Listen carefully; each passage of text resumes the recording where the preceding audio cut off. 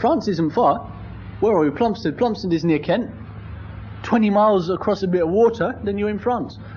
In the same place where Muslims were being massacred by the French Foreign Legion. What were they doing? They have a river in Paris called the Seine, which is like the River Thames but a little bit cleaner. What they did inside, there was a demonstration by our brothers and sisters from Algeria, because France has quite a large Algerian population, as well as other Muslim countries, and they were massacred. They were thrown into the Seine, the dead bodies, and for a week bodies were coming up. For a week they were coming up. This is just 20 miles across some water. But we don't wake up. Muslims being killed in Bosnia, in Albania, in Kashmir. When is it going to happen in this place? Believe you me, it will happen in this place. Look at the trends. The police clamping down on Muslim activists. Something we never dreamed would happen before. It's happening. Muslims being arrested. The power of the police. Do you know now, a sergeant, the word of one sergeant, one senior officer, is enough to arrest someone and convict them for being part of an Islamic group. The word of one senior officer, a sergeant. Sergeant, you don't need nothing to be a sergeant. Three GCSEs, yeah, a nice right hook, and there you are. Bit of a beer gut, and there you are, you're a sergeant. And these thugs, these criminals in uniform, can put you away. You don't have the right to remain silent anymore. You can't say, I want to speak to my solicitor, because silence is an automatic admission of guilt. If they question you, what was you doing last night? And you remain silent, automatically that's an admission of guilt.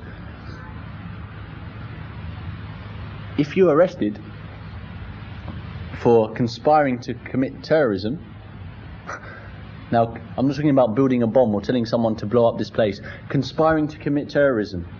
Such a vague word, isn't it? Terrorism. They don't give a definition of terrorism. They don't give a definition of conspiring. They don't give a definition of commit. So therefore it's so vague they can get you anywhere. And you can be arrested and put in prison for life for that. We see the Serbs training, Sikhs, Hindus training, Jews training. Where are the Muslims training? What weaponry do we have? What are we going to do? Chuck chicken legs at them? Because this is what Muslim men are now. We're just cooks in the house cooking chicken legs and that's it. How are you going to fight against these people when they come to you? You've got nothing. We don't train, we don't prepare, we've got no weapons. What are we going to be like the Palestinians, throwing stones at the Metropolitan Police, throwing stones at the British Army? Is that what we're going to do? We're not prepared to make any sacrifice. We want easy living. We want everything to be easy. I don't want to save up and buy something that we can protect ourselves with. Don't even care about your wives and your families. We don't even care about our wives and our families. It's fun for us to protect them. Yeah? Now how are you going to protect them? Unless you train, unless you prepare. Every Muslim, I'm telling you, every Muslim should have something in the house of which they can protect themselves. Yeah? I'm talking about serious protection.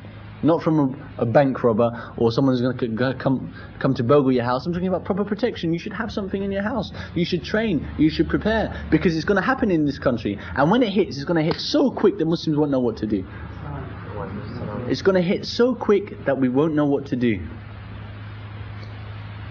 And we'll be just like what happened to the Bosnians. Because we integrate into society like the Bosnians did, we think everything's okay. Maybe some of you now saying, nah, that's not going to happen. That's what the Bosnians thought. That's what our brothers in Bosnia thought. Until it just exploded. All this built up tension, which they thought didn't exist, explodes. This is bound to happen. The conflict between Islam and Kufr is bound to happen. It will happen. Most definitely. Sikhs, Hindus, Jews, Christians, atheists, agnostics, they can all blend in. Black, white, Turkish, Asian, Chinese, Arab, Mediterranean, they can all blend in. You can have a Chinese guy, you can have a Jewish guy, you can have a Christian guy, you can have a Hindu guy, and they'll all be together. They can all eat the same thing, they can all behave in the same way, they can all like the same things. But the Muslim will stick out like a sore thumb. Because we don't compromise. By the nature of their beliefs is into compromising. But Islam doesn't compromise with anything. We stick out like a sore thumb. Just look how you stick out at work. Oh, Sandra's leaving tonight, we're all going down the pub. Are you coming? No, I'm Muslim. Automatically you stick out like a sore thumb. Oh, we're all going to lunch. Come on then. Sitting around the table with them. I'll tell you what, let's have the pork chops and chips. 8 times, please. I don't eat pork. Everywhere you stick. Come on, let's go to the smoking room and have a cigarette. No, actually, I've got to pray Asr. You stick it like a sore thumb everywhere you go. The conflict is there and it's going to happen. It's going to happen. Without a doubt, it's going to happen. We don't know when, but it will. So the best we can do is prepare for it. We don't want to be passive. We don't want to be gullible and naive. We want to train and we want to prepare. What are you going to do? What are we going to do when we're asleep in our beds and they come in and rape our wives? What are you going to do when they come in and they take your children? What are you going to do when they come in and they beat your father? What are you going to do? Because it's happening right now. Go to some areas around here. BMP. Beating up old women, old Muslim women. There was one sister I heard about, a Somalian. Her husband, for some reason, I don't know what's wrong with him, he's not protecting his wife. She was walking out alone at night, and what happened was, BMP, they surrounded her. They grabbed her baby, held it over the balcony, because they were on the flats, holding the baby over the balcony. If you scream, we'll drop your baby. And they were boxing her, proper punches like she's a man. Punching the hell out of her. She's too scared to scream because they'll drop the baby. So the guy whose wife this was, brothers, I need some help. They're doing this, they're doing that. I don't know what to do. You're the only people we can turn to. He should be able to deal with it himself. Alhamdulillah, if he can't, there are many brothers who are prepared to help him. But this is the reality that's happening in our own place. In our own place they're doing this. In our own place. Now I'm not trying to make it on a sectarian vibe, like where we're saying we look after ourselves. No.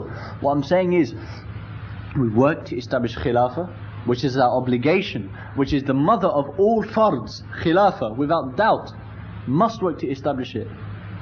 At the same time, prepare yourselves. Allah subhanahu wa ta'ala commands us, prepare to the best of our ability.